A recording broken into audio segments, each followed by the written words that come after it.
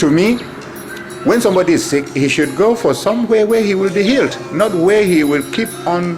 Nobody likes to have any disease as a friend for life. So since there were signs that patients were being treated and they recovered their health from HIV in this center, I completely believed that the next patient that would be healed would be me. And luckily, things are moving towards my belief. His whole treatment is based on one fact, that the HIV has managed to invade the human being, and especially invade the most important cell in his body that defends him, escaping reconnaissance systems in the body. And so what he does basically is say, hey, here's what is invading you. So he takes the virus, and presents it back to the body in a way that the body will recognize, attack it. And that's basically the theory.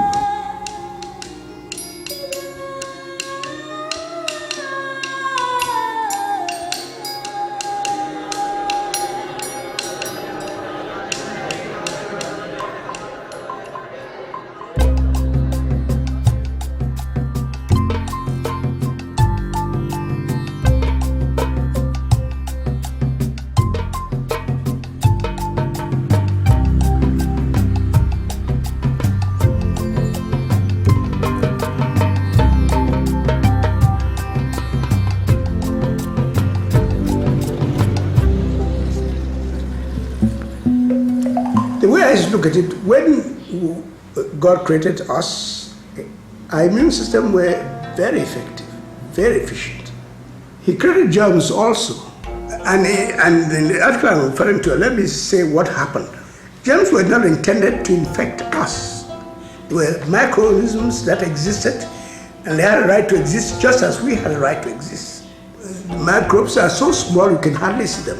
So the water content is so small that it's very easily lost. And to survive in the earth, they have to protect themselves by covering themselves up. And that protection gave them the ability to survive, but it also gave them the ability to survive in us.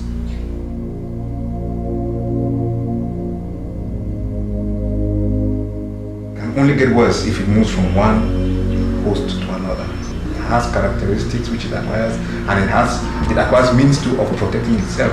That can only be harmful to the host if the virus can protect itself well. And the host has not actually been able to also develop characteristics to deal with the virus. Otherwise, we wouldn't be here if that happened. We would all be on the beach somewhere having fun.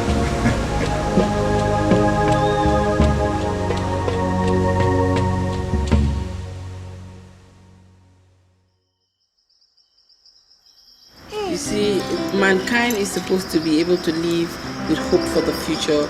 You invest in children, they have to go to school, they have to grow up and be healthy, and then to prepare a better tomorrow, because the future is for children. And when you have a population that is so infected and that the challenge of curing AIDS remains a permanent syndrome, you kind of wonder what will happen tomorrow if measures are not taken to actually fight AIDS in a much more determined manner, such that the disease is actually eliminated. HIV, AIDS, where are you from? You touch on humanity. Choosing from us the most active, you hamper our development. Join hands to bar the way to HIV, AIDS.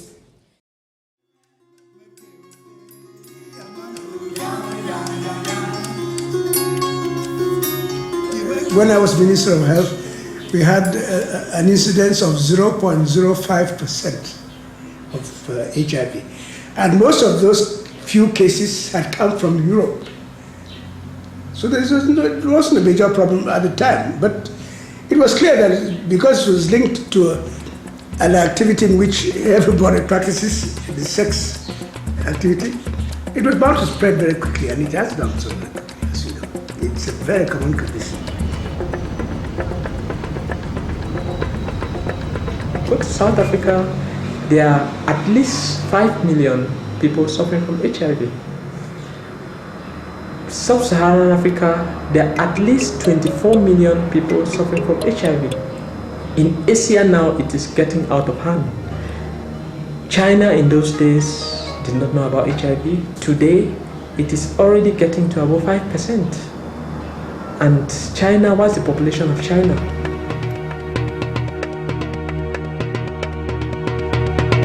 Where it was discovered for the prevention of it is not important.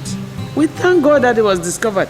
Suppose it were not discovered. Look, let me tell you that now, right up to today, some people in Cameroon who don't know about it, they still feel it's witchcraft. Yes, they feel it's somebody who is bewitching somebody who comes out like that, eats up all their skin and they become skin and bones. A valid interpretation, because that's how their cosmology reasons. Maybe you think they are stupid. They are not stupid. Their logic is quite in their mind. Their logic is quite systematic.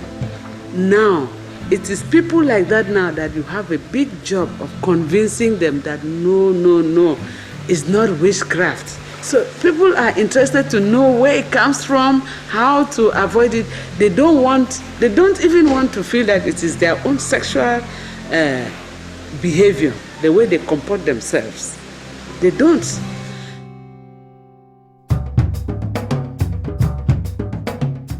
Víctor Onamaku empezó su carrera de medicina en Ibadan, Nigeria, con una beca en 1948. And then we started to do what is known as clinical service, meaning training us to do medical work in the work with patients. We spent a whole year doing this.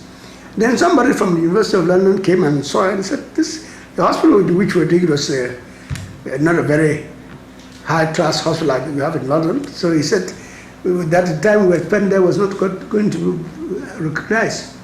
And he recommended that we had to go to London to train. There are certain traditional practices that favor the spread of HIV/AIDS. Like here in Africa, we believe that anybody that is ill is an uncle or a grandmother or an auntie that is making you to be sick. So you go to all the traditional people who will take blades and they want to cut and put certain chemicals, or they are washing you or they are protecting you and stuff like that. They have, of course, the traditional aspect is you have polygamy, early child marriages, and all those type of things. You understand? Then, of course, there's no empowerment of the women, which are the most vulnerable. Okay? So basically, you see, inside all those aspects, there are loopholes. And inside those loopholes, that's where you have those infections. Some people feel that if you just greet somebody like that, you have already got AIDS. No, that's not true. But so if I know that you are HIV positive, I don't greet you. And in Africa, greeting somebody is very important, isn't it? So if you send your hand to greet me and I say, no, because you are infected, that means that you don't even have the right to live. Sex still remains, now present remains the predominant means of transmission, especially in our environment where ignorance is still the order of the day.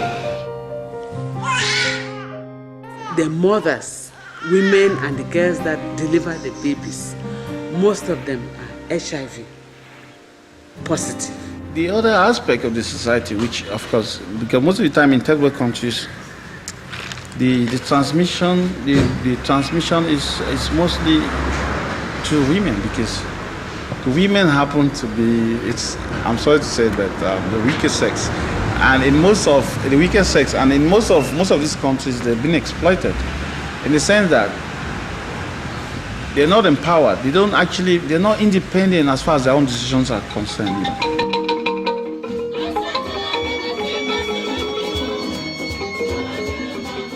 The problem is like a circle. It's like a circle, and you don't know where to break the circle. So it is just going round like that, round and round. That is how serious the problem is in Cameroon.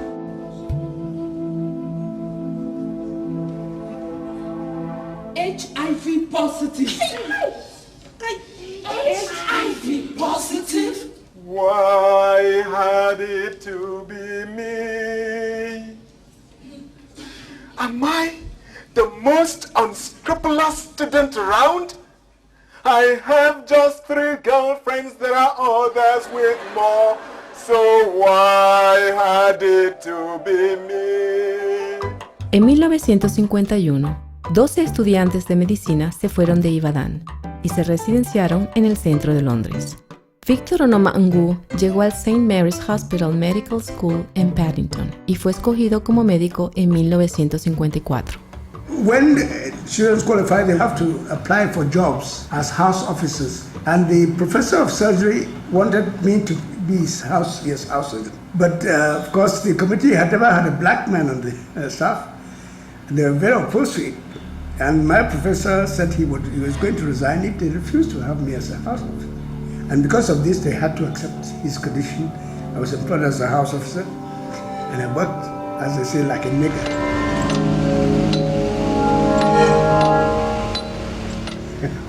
Worked round the clock for 6 months. We had 44 beds, and when I finally left that post, they employed 2 doctors to do the same job. And one of them became a drug addict because the stress was too much for him. But I just worked hard.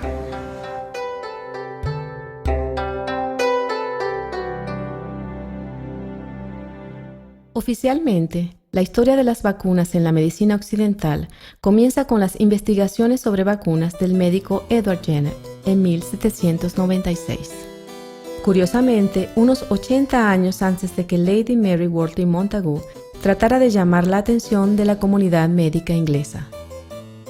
Lady Mary Wortley Montagu, conocedora de varios continentes, escritora y humorista, invirtió muchos años tratando de convencer a los médicos ingleses de que aceptaran la práctica turca de inocular deliberadamente pequeñas dosis de vacuna. Parece que la razón principal para ignorarla era que los médicos no querían que una mujer les dijese qué hacer. Una de sus cartas de 1718 dice lo siguiente: «No hay un ejemplo de nadie que haya muerto en la operación, y créeme, estoy tan convencida de lo que es, que pienso aplicárselo a mi hijo. Soy suficientemente patriota como para tomarme el tiempo de poner de moda esta útil invención en Inglaterra, y no fallaré en escribirle a alguno de nuestros médicos sobre esto, si supiera de alguno que fuese lo suficientemente noble para sacrificar sus ingresos por el bien de la humanidad». But some of my colleagues have treated me as if I were not quite right in the head, because I was trying to advance an idea which was against what you might call common wisdom in the area of immunology and vaccines and so on. Because the idea that vaccines are used for treating is, in a sense, to them, it's a contradiction. It doesn't make sense, because the vaccine is supposed to prevent. How can you treat something with something you use to prevent a disease? How can you treat the disease with it? It doesn't make sense.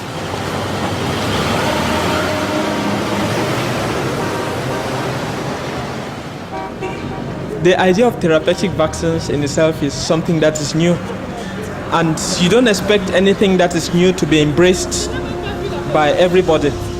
Science has proven that anything that is new, first of all, faces some opposition. In fact, if you have easy conditions, you might do research, but when you don't have the very best conditions, you tend to be a little more determined. You use your head more and look at your eyesight. He discovered penicillin because his condition of work were not ideal. In fact, if they had been ideal, he probably would never have discovered penicillin. He was, of course, one of our lecturers in the University in St. Mary's Hospital Medical School. And I remember him giving to the Queen Mother a plate containing a fungus, fixed, of course, as a souvenir to the Queen Mother. And it was on that occasion that I also got a prize. So I had a certain attachment to him for that reason. So in a sense, he has been a model for me in many ways. So I enjoy it. I know his life story very well because for that reason. He was a simple, humble chap, a Scotsman. Spoke very little, and he was a very great man. Vaccination is the process by which you vaccinate somebody to produce immune responses, which, in the case of preventive vaccination, you just lie in wait until the germ comes later on and then they'll destroy it, correct? But in fact, when you give a therapeutic vaccine, you are actually vaccinating the patient as if he were preventing or waiting in life for a disease to come. But in fact, the disease is there already, so it has to work. You were asking me how Vanhivax came about. Well, When I was told about the AIDS problem, I asked what the virus looked like. They told me what it looked like. It seemed to me so obvious that the virus had an envelope which is taken from the host cell. And it seems so logical that they should use that envelope as a kind of hostage to blackmail the immune system. It's like when you're exposed to when you're exposed to a microorganism, the body recognizes it as a foreign body and can now attack. But in the case of HIV virus, since it takes the cell wall of the cell of the body doesn't recognize it. By some genetic malfunction or mutation or accident, as the virus came out of the cell, it took part of the wall membrane of the T4, became attached to it, to the viral material. And from that point on, the body could not touch it, because if the body killed the virus and the envelope, it killed itself. So we thought that since the envelope is what gives the virus its strength, by taking away its envelope, the virus will have no longer will be completely foreign to the body. The body will not see it as a completely foreign structure. The attractiveness of this is because there's so many varieties of HIV that such a procedure indirectly makes the patient his own sort of medicine man, his own sort of medicine, and his own sort of doctor. So if it works, it'll be a very potent technique. The virus never has to deal with the Vanhivax itself directly. It never does. In fact, I say that the vaccine acts on the immune system, and then it's the immune system that does the job. Secondly, the side effects are almost zero. It's from the patient's own blood, it goes back to the same patient. And we have very little side effects or little problems. There are side effects, but they are minimal. It penetrates everywhere, unlike probably other medications. So Vanhivax goes everywhere. Where you have the virus, it's anywhere they're hiding. Like, according to Bush, we're going to smoke them out.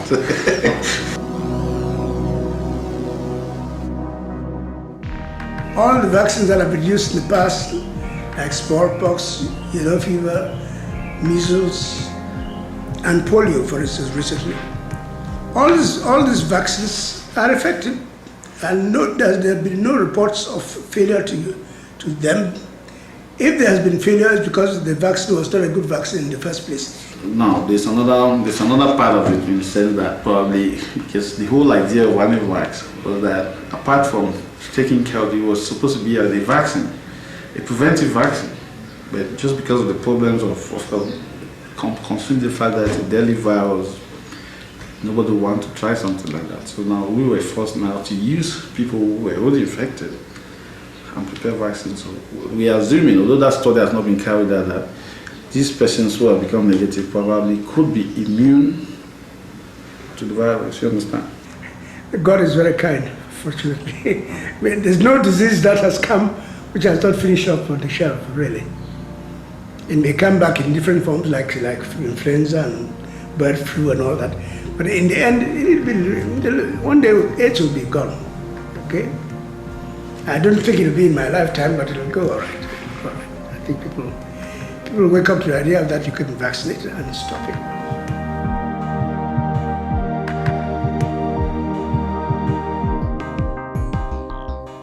Way back in the late 80s, he had written out this hypothesis on the possibility of eliminating HIV and other bacterial and viral infections through therapeutic vaccines.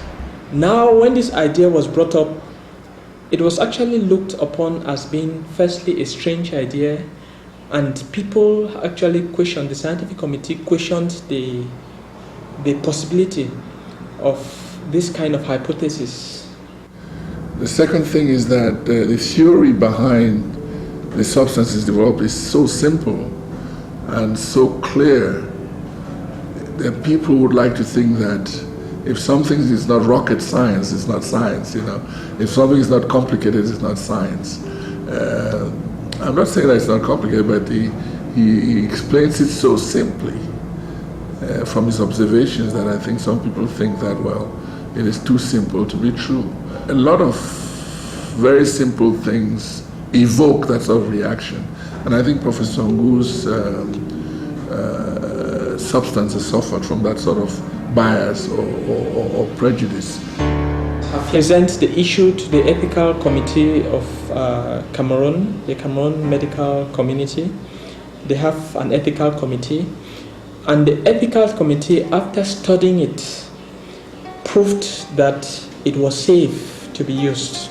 His product got to the stage where it was undergoing clinical trials, and because of the dramatic results he was getting from those clinical trials, the government wanted to see if, in fact, we could substantiate his results.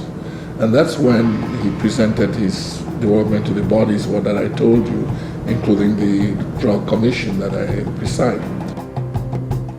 For several other reasons which we may not be able to say here, or some we may not be too sure about, that same scientific committee which had confirmed that the vaccine was safe did not want to test it as a preventive vaccine. There have been some delays in this process. And this process has not been going on for as long, or has not been going on as fast as anybody wanted to go, given the fact that it's very important. And that's a regrettable fact. In 1962, I went on a Rockefeller Foundation fellowship to Harvard Medical School to do chemotherapy of cancers. We came back to Ibadan in 1963, and after that, I think in 1964, I was appointed as, a visiting professor to Johns Hopkins in Baltimore, 64. And when I came back to Sifara, I was appointed head of surgery in Ibadan, a professor and head of surgery in Ibadan. And I remained in that position till I left in 1971. El profesor Onoma Ngu regresó a Camerún en 1971 para ayudar en la creación de la recién establecida Universidad de Yaoundé. El profesor ha exigido a sus estudiantes los mismos estándares con los que fue formado, en una carrera que en Camerún tiene más de 5 décadas. Maybe I was badly made up or badly trained, but I went throughout my career in life. I can remember cases I saw as a medical student because my professor said to me, "Go and investigate this and come and tell us about it." I can remember it clearly. And I think one of the faults of our teaching system is that we do not give students a chance to find out information from themselves. We tend to give them, hand it to them. And when they take it like that, if you are very distinguished and have a grey moustache or grey hair, and they think that this is gospel, in fact, it's absolute nonsense.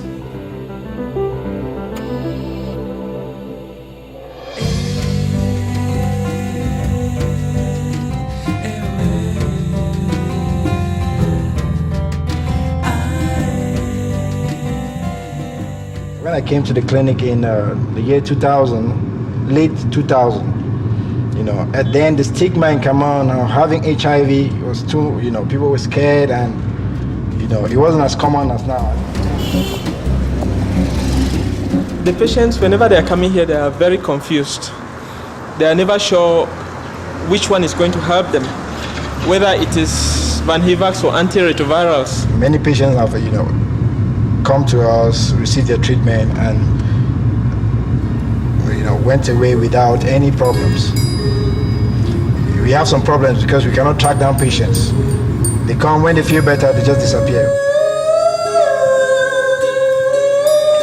Some of them they don't have money to get here all the time because normally they have dates for the vaccines.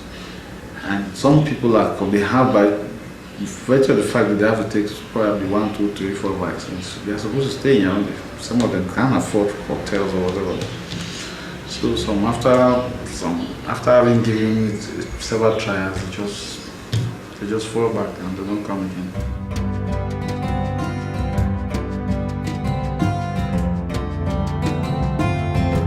once you're infected with HIV, it is a doom.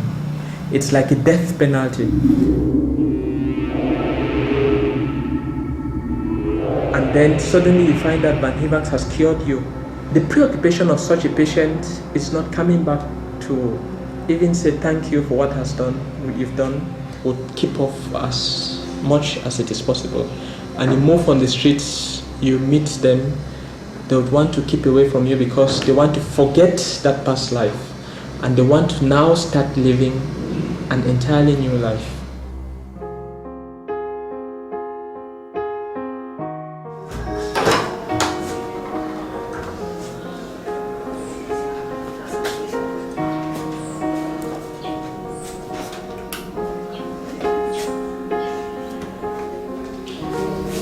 Tous ces cahiers, les malades ne reviennent plus parce qu'ils n'ont pas les moyens de venir à l'hôpital.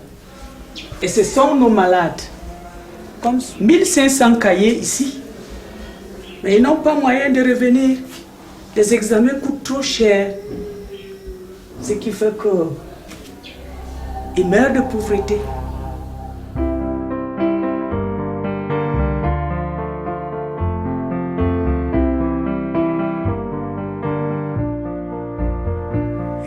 I founded this Clinic of Hope in 1991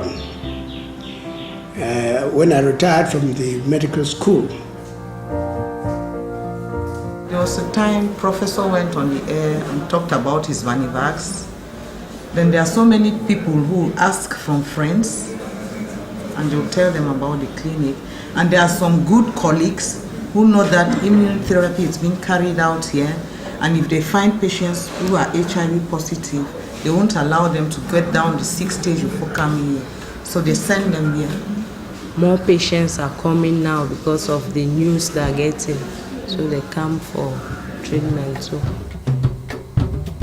The most important thing I've learned from being in the clinic is that it's a normal disease like any other diseases.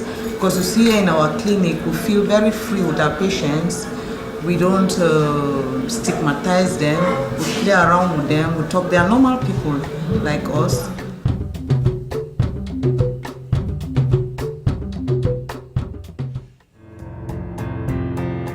En 1972, el profesor Anoman Gu ganó el premio de Lasker, el equivalente americano del premio Nobel, por su contribución a la investigación clínica en el acertado tratamiento quimioterapéutico del linfoma de Burkitt. Ya él no aplica quimioterapia, él utiliza Vanhivax.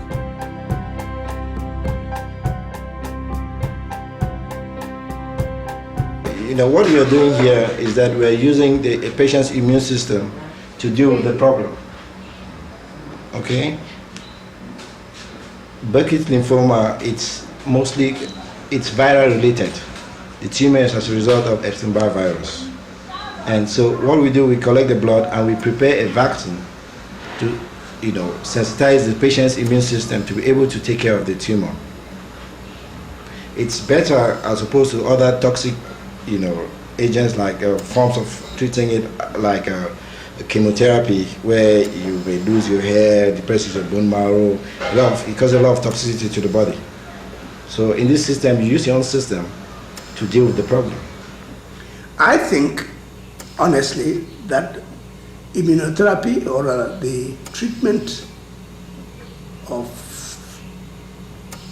many diseases can be carried out using immunotherapy. Cancers, HIV, of course, hepatitis B, hepatitis C, many of the tumors that exist without retrovirus, one can treat them. And one will eventually treat all of them, I think, by vaccines, therapeutic vaccines, instead of drugs. I think that one question that we cannot answer yet with this method is why do some people respond so well and others not so well? Yeah, I think this has to also be recognized. It is something that he's constantly asking himself and trying to get solutions to it by either modifying his treatment procedure and so forth. No, there's no doubt that we had some failures. Some of them partly us, some of them, of course, the patients and whatever. But most of the time we want to look at more problems as being us, so we work harder because that's what actually makes us work harder. VIH positivo significa que uno tiene el virus. VIH negativo significa que uno no lo tiene. Hay dos pruebas para determinar la progresión del VIH y para calibrar la eficacia del tratamiento: el conteo CD4 y la carga viral de la sangre respectivamente. Los CD4 son las células específicas del sistema inmunológico que atacan el VIH. La carga viral es la estimación relativa de la cantidad de virus detectable en la sangre. Una seroconversión es cuando se tuvo la enfermedad y ya no se la tiene. Giselle está estudiando filosofía en la Universidad de Yaoundé. Su salud tomó un giro traumático para peor varios meses después de haber sido diagnosticada positiva. No hay una solución. Sí. Y cuando estoy, no puedo marchar también. No puedo marchar, no puedo comer, no puedo hacer nada. Es a partir de este momento que me ha poniendo en el CHU, el hospital CHU, y donde he visto el profesor Anumangu, que cuando el profesor verme, dice que Giselle, esta enfermedad va a quitar con tu cuerpo. Me han dicho. Yo digo que profesor, no es la verdad. Sí, es la verdad. Y mi madre está llorando. Pregunta a los profesores, profesor, Giselle, pienso que Giselle va a morir. El profesor dice que no, ella no puede morir. Ella va a vivir. Hay que esperar.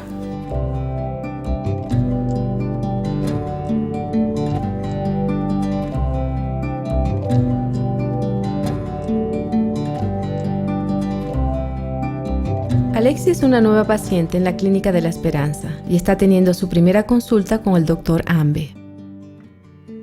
Because her fiancé, the father of her 2 children, happened to have already been found positive and was receiving treatment here in this clinic. You know, she developed the courage to go ahead and screen for herself since she was already placed in a risky zone. But however, I want her to deliberately respect the hygiene of life, to eat clean food, to have enough water, to get fruit juice, to get vegetables and fruits, and not to be careful about her sexual life so that she doesn't get contaminated again or contaminate some other person. Okay, hay mucha gente que he vivo antes que ha muriendo con esta HIV. Sí, y pienso que voy a morir también, pero no es la realidad porque estaba muy... he perdido muchos kilos y mi piel está muy mi piel está muy mal. Mi cabello se corta, todo se corta y no puedo marchar. Pero antes que el profesor se ha preocupado con mí,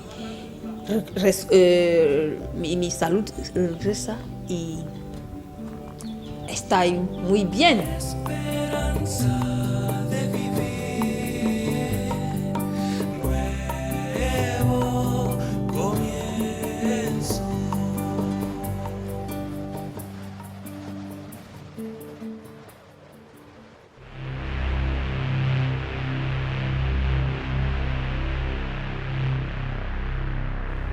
It's true that the drug companies did this to try and solve a problem, but I think they chose a solution which provided them with some returns. The work on vaccines will not be quite so profitable. When somebody comes up with a simple approach, solution, it means that he is challenging these institutions and this establishment. Thousands of people are employed because of the AIDS pandemic. thousands of people feed through the AIDS pandemic because lots of money is spent in the cycle. At the beginning, the drugs were very expensive. A patient had to have the equivalent to spend about $400 to $600 a month to survive on those drugs. That was the cost they were. And most of our patients can't even get $10 a month to live. You see, if we make Vanhivax and we develop it properly, it takes over antiretroviral drugs. That means we are stepping on the toes of those big, huge companies which make antiretroviral drugs. We're not going to be friends. That's certain, we're not going to be friends. But I think for humanity, it's rather better to do what is right. The antiretrovirals prevent, or they try to prevent, the synthesis of the virus in the cell. They do so to a great extent, but they also prevent the synthesis of the cell in other ways. The cell doesn't do the other things it should do.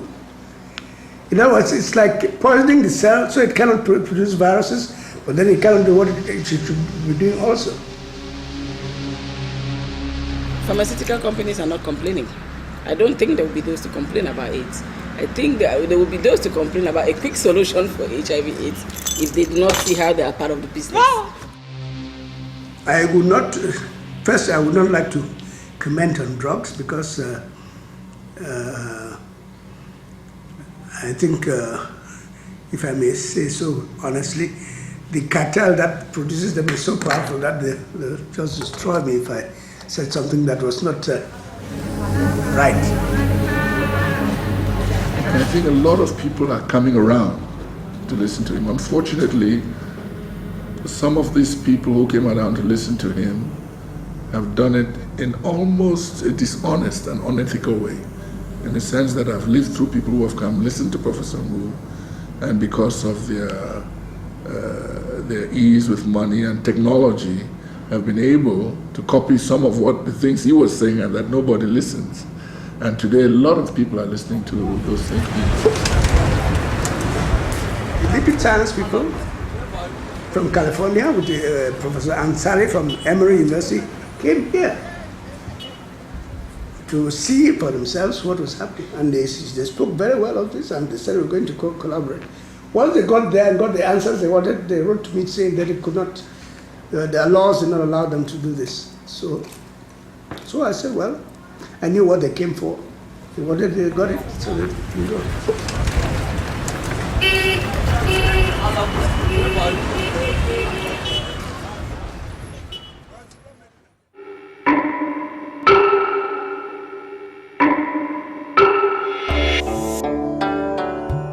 Si Vanhivax es un éxito, allí no termina todo. Es necesario cambiar nuestras creencias y eso podría ser más difícil que el desarrollo de una vacuna exitosa. My idea of actually curtailing and taking care of this illness involves the whole society reorganized. There has to be frankness at every level. See, I said that it's a circle. Yes, you can break the circle. How do you break the circle? You can break the circle if you can care that when the children are about to be born, the mothers at delivery, they get antiretroviral drugs.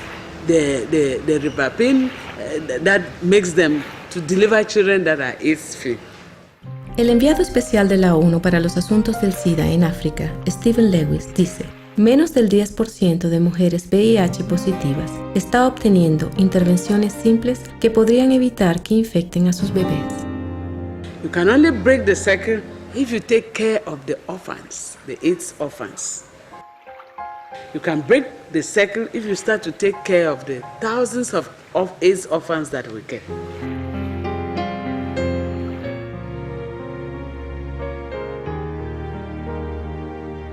The quest for children in Africa is insatiable. Because of polygamy, you have so many children.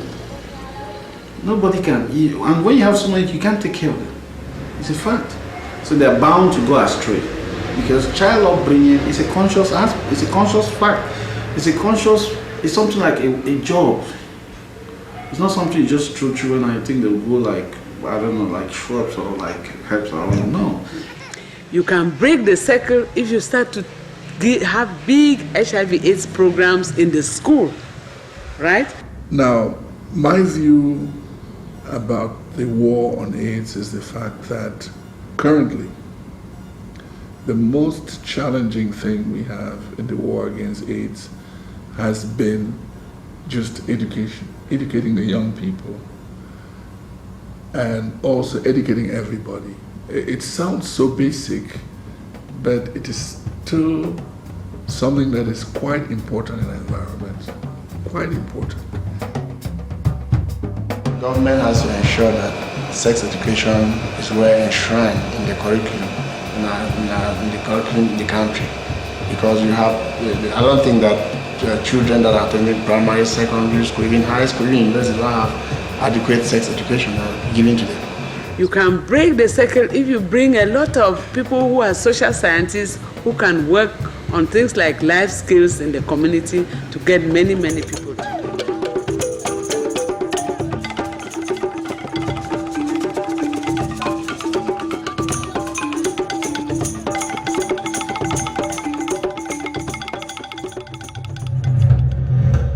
El profesor Wilfred Bachan es un miembro prominente de la comunidad médica de Camerún y director de la Fundación FOVAN, que presentó programas educativos innovadores que trabajan directamente con las necesidades de cada comunidad. La Fundación FOVAN está ayudando a romper los círculos que menciona la doctora Chendi.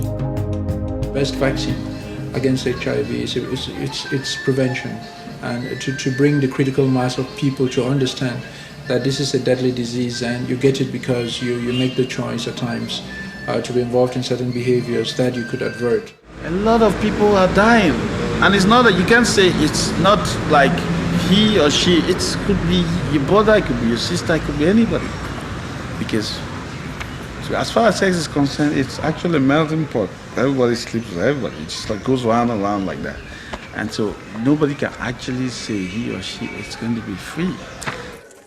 Titi, you know I love you, okay? Let's go. Just let's go. Come on.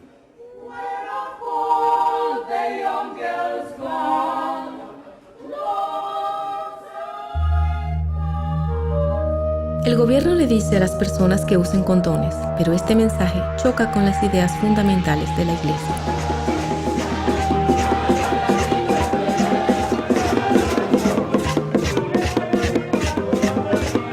I can talk about condoms in the community, but I cannot go to the church and talk. That means I've gone to annoy them. So in the church, this is how it works. They emphasize on behavior of the young people. They help the young people to abstain, and it is possible. It is possible. They have their references. The Bible teaches them how to abstain.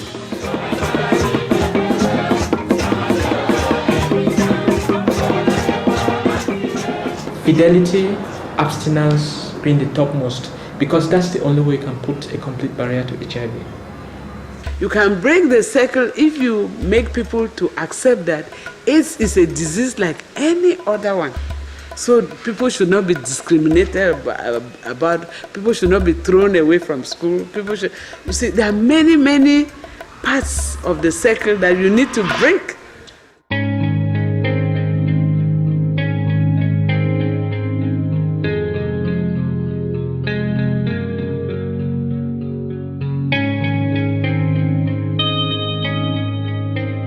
Profesor, ¿acaso la ciencia no aplaude a las personas que se adelantan a su época? No, they burn them, they shoot them, they ostracize them, they do anything except celebrate them. It's the generation after that will do that. 2 generations perhaps. All those who have tried to do things that change the way people behave or think have paid a very high price, sometimes with their lives. I listened to him, 13 years ago, propound the theory way ahead of everybody's own thinking and reasoning, and I think that having seen what he's been able to do, and having heard what results he's been able to obtain, my wish is that it should be made taken further. Other studies, the way international communities would accept clinical studies be designed. Now that involves a lot of money, that involves a lot of manpower. And I think that the international community, if they're well-meaning, should assist him in doing that.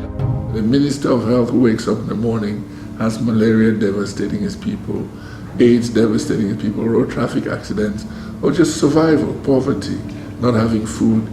It becomes quite difficult. It becomes a challenge, but it's a sad challenge.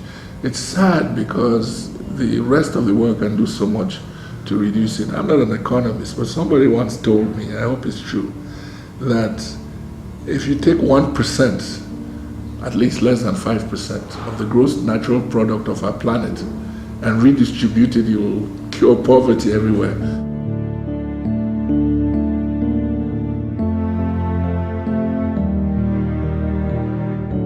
When a child asks for curiosity, who brought AIDS to Cameroon or where did AIDS come from? I just take the time to explain to the child how the AIDS virus was discovered. If, as the papers say, that it was discovered in America, that is because the science there is a lot more advanced. They went to the laboratory faster. Just the same like they are going to the moon regularly. They can be going to go and spend the weekends in the moon now. Cameroonians have not yet started going to the moon.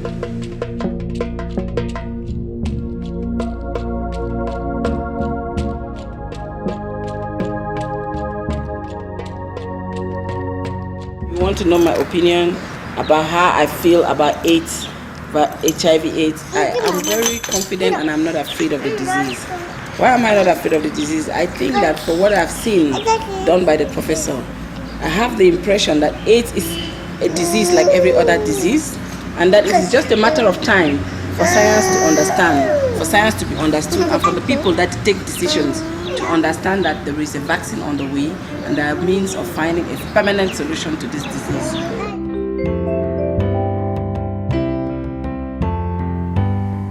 Now, the question that we can ask is, how good is Vanhivax? I think that's the question that remains to be answered. I'm thoroughly convinced that Vanhivax is good, but the question is, how good is it? And that's really the important question. How good is it? It's sort of a question that wants you to ask, should we adopt it? Are we missing out on an opportunity to try it on many populations? What can we do to help him develop it? So what do we require to do to make it known? Well, I hope, like so many things in life, if the time has not come, people will not accept it. When the time comes, everybody will accept it. Then everybody will say, but why do you wait so long? That's what I think will happen.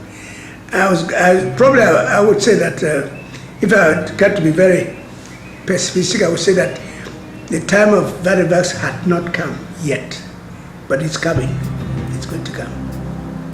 And I don't see how they can stop it. Having said that, I think I would conclude by saying that I totally believe in what he's doing, and I think that it has some value, and it's up to us, the scientific community, to lay down triviality and be able to move this to a reasonable point where the rest of the world can benefit. They could find out, and there is no harm in coming to his clinic and finding out what is being done and what can be done and the results, and get proper first-hand information about it. Information is vital. Prophet Abraham once asked God, where do these diseases come from? Then Abraham said, God said, the diseases come from me. He said, the diseases come from you? Now, where do the treatment or the medicines come from? God said, the medicines come from me. He said, the diseases come from you, the medicines come from you. Now, where is the place of the doctor? Then God answered Abraham by saying, the doctor is the person through whom I channel the treatment.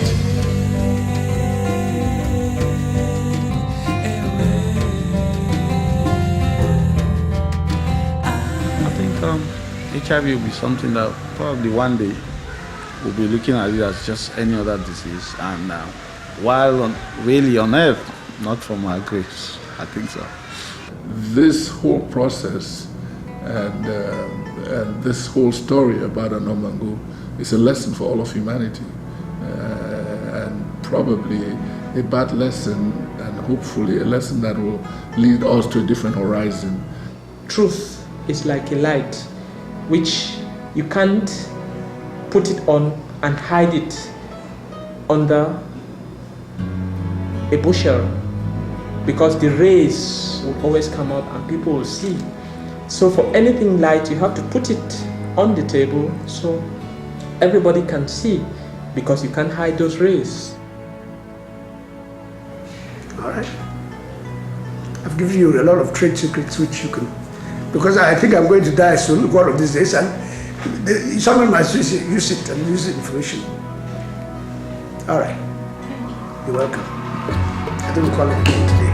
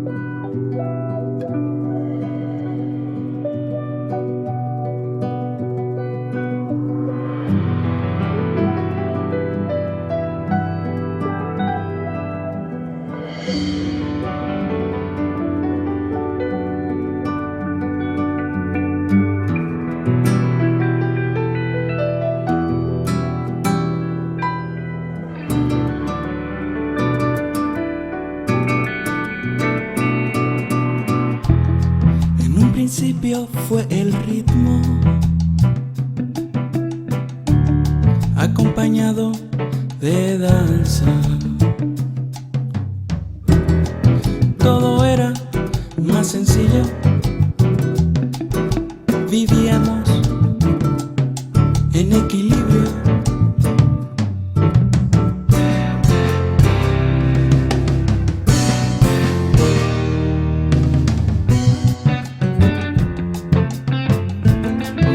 Comienzo, respira la tierra.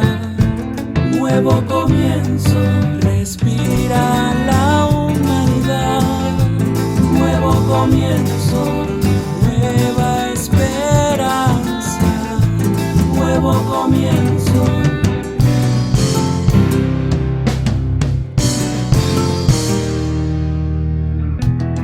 Abre tus ojos, es el momento.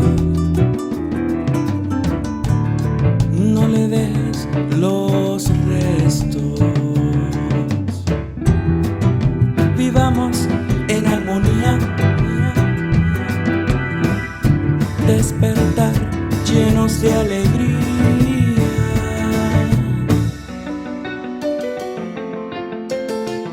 Nuevo comienzo. No esperes que sea muy tarde ya. Nuevo comienzo.